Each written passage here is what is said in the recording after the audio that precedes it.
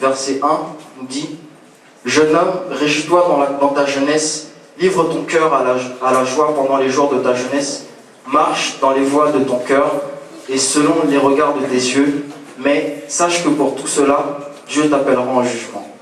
Jeune homme, jeune fille, face à la mode. » 1 Jean 2, versets 15 à 17 nous dit « N'aimez point le monde, ni les choses qui sont dans le monde. Si quelqu'un aime le monde, l'amour du Père n'est point en lui. Car tout ce qui est dans le monde, la convoitise de la chair, la convoitise des yeux et l'orgueil de la vie, ne vient point du Père, mais vient du monde. Et le monde passe, et sa convoitise aussi, mais celui qui fait la volonté de Dieu demeure éternellement. » Amen. Amen. Les choses du monde, certes, elles sont là, mais elles sont là pour nous dépanner. Pas plus. Parce que ça ne sert à rien de s'attacher aux choses du monde. Ça ne sert à rien parce que le Seigneur est au contrôle de toutes choses. Ecclésiaste 1, verset 2 nous dit « Vanité des vanités, dit l'Ecclésiaste, vanité des vanités, tout est vanité. » Quand j'ai commencé à... Quand j'ai lu ce premier verset, 1 Jean 2, verset 15 à 17, j'avoue que je n'arrivais pas à comprendre pourquoi on ne doit pas aimer ces choses ou encore plus nous attacher à cela. Mes frères et sœurs, la parole de Dieu, elle est vérité. La parole de Dieu elle est forte. Il n'y a même pas, je ne sais pas, la parole de Dieu est puissante. Amen. Certes, je vous le dis ça comme ça, mais moi, je n'aime pas dire quelque chose sans avoir un appui en son temps. Il faudrait qu'on soit précisé sur ce point-là, parce que si tu demandes quelque chose, la plupart du temps tu ne reçois pas directement. Le diable est là à côté, il te dit « Ouais, hier, ou même il y a une semaine, il y a un mois, tu n'avais pas demandé ceci à ton Dieu. » Voilà. Tu es toujours dans la même situation. Tu es encore pire qu'avant. Dis-moi, est-ce que ton Dieu, là, que tu pries, il est vraiment présent? Mais Dieu, lui, il agit en son temps. Et soyons patients. Amen. Quand nous demandons quelque chose, ayons la certitude. Amen. On dit que nul n'est parfait. Moi, c'est vrai, personne de nous n'est parfait. Nous tendons tous vers la perfection, mais il y a une seule personne qui est parfaite, c'est Dieu. C'est Dieu. Lui, s'il te dit quelque chose, il décide quelque chose pour ta vie, ça va se passer. Mais vraiment, la perfection, c'est lui.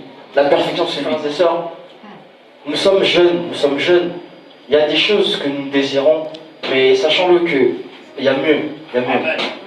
Et comme le frère Ezekiel a eu la pensée hier, il a dit que cherchons premièrement le royaume de Dieu, et tout ce que nous demandons viendra après. On l'a annoncé tout à l'heure, le monde passe, mais la parole de Dieu ne passe jamais. C'est la seule chose, je vous garantis, la seule chose qui pourra rester intacte du début à la fin. Alors que nous, les choses qu'on a, combien de personnes qui n'a jamais changé de chaussures ici? Un exemple. Juste pour dire que les chaussures que nous portons, que je porte, combien de chaussures on a acheté? C'est pour dire que les choses qui sont ici, ça passe. On peut compter les chaussures qu'on a, les habits qu'on a. On se dit que non, j'ai jamais gardé le même habit depuis que je suis né jusqu'à présent. Et je ne dis pas que, soyons clairs, que je ne dis pas rentrez chez vous, les habits que vous avez, les chaussures que vous avez, allez jeter. Non, moi je suis là, on a besoin de nos affaires. Non, soyons clairs, on a besoin de nos affaires, mais il faut pas qu'on confonde les affaires qu'on a et l'attachement. Parce qu'on est là, moi je prends un exemple mon exemple, je suis là, j'achète ma nouvelle paire de baskets, il y a un ami à moi qui passe, il marche dessus. Je lui dis, tu vois pas que t'as marché sur mes chaussures là? Non, et vraiment, des fois on prend des réactions, quand tu reviens en toi, tu te dis, permettez-moi, excusez-moi, mais c'est un peu stupide. C'est un peu stupide de réagir comme ça.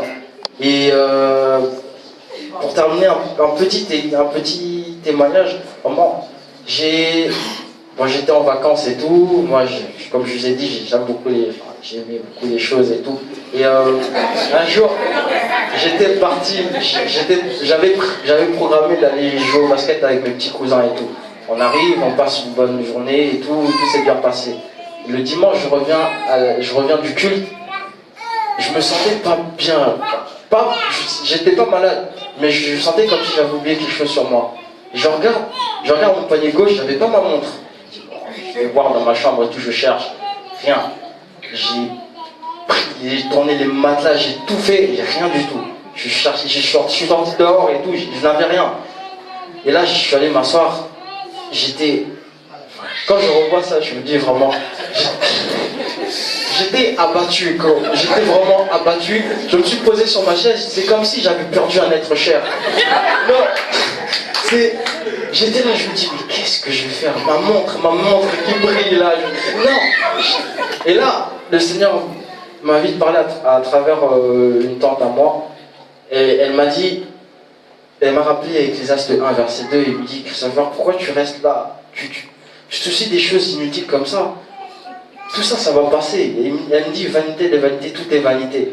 Et là, jusqu'à présent, cette parole m'est restée dans le cœur. Moi, je me suis dit, quand j'ai eu à traiter ce sujet, moi, au début, j'ai demandé pardon au Seigneur parce que j'ai regardé mon comportement, c'était, comme j'ai dit tout à l'heure, c'était stupide.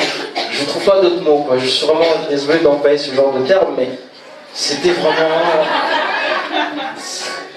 Je me suis dit, c'était pas bien. Le Seigneur, il ne veut pas que je fasse ça. Il sait très bien, il connaît mes besoins, il connaît nos besoins à tous. Ça ne sert à rien qu'on se soucie plus du besoin que de notre Père, qui nous aime plus que tout. Amen.